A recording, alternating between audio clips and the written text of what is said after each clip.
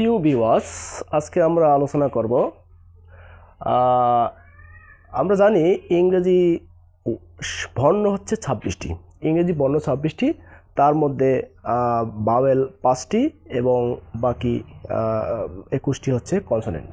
তো এখানে এই ভাওয়েল যে 5টি, এই 5টি এর উচ্চারণ যদি আমরা সঠিকভাবে আমরা শব্দে উচ্চারণ করতে পারি, তাহলে যে কোনো বড় বড় ওয়ার্ড, ছোট ওয়ার্ড, যে কোনো ওয়ার্ড আমরা সঠিকভাবে শুদ্ধভাবে উচ্চারণ করতে পারবো।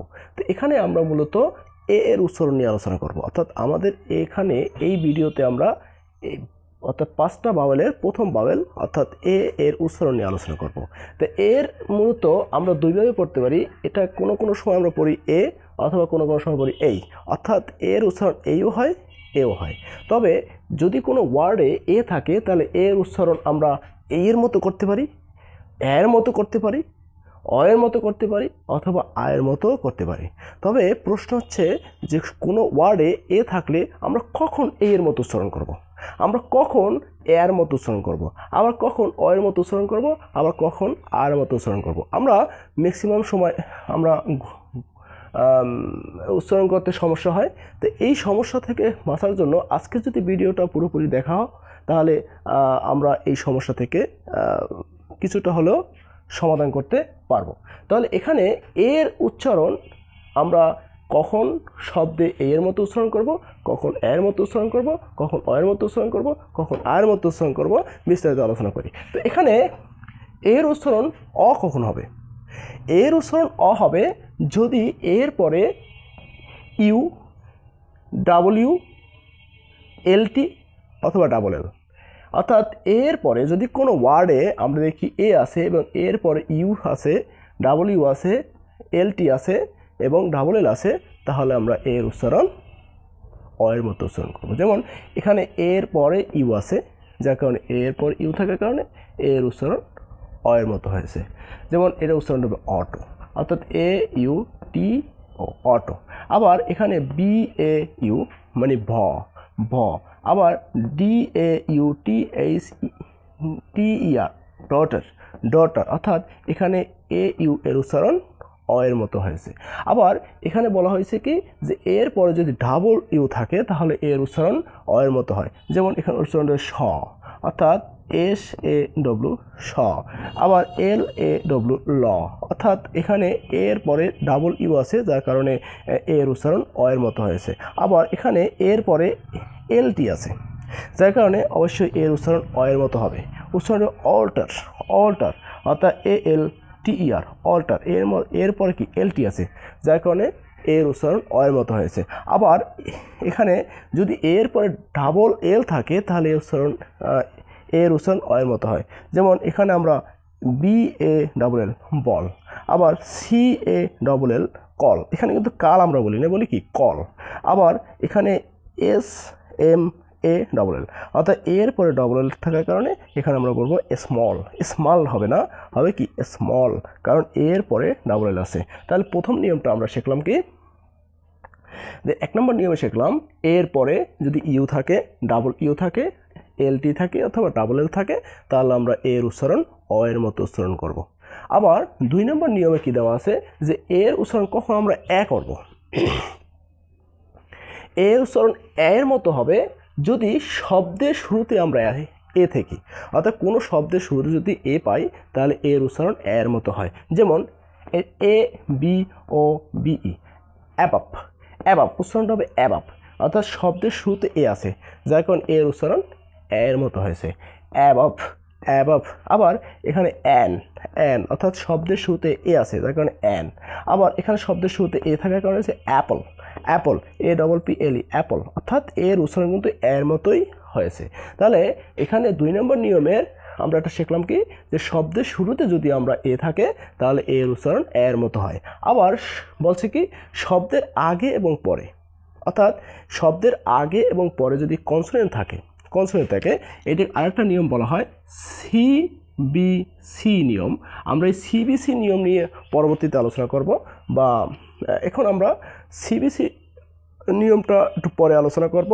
বা এখানে আমরা শিখব যদি এর আগে এবং পরে এর আগে এবং পরে যদি কনসোনেন্ট থাকে তাহলে এর উচ্চারণ এর মতোই হবে।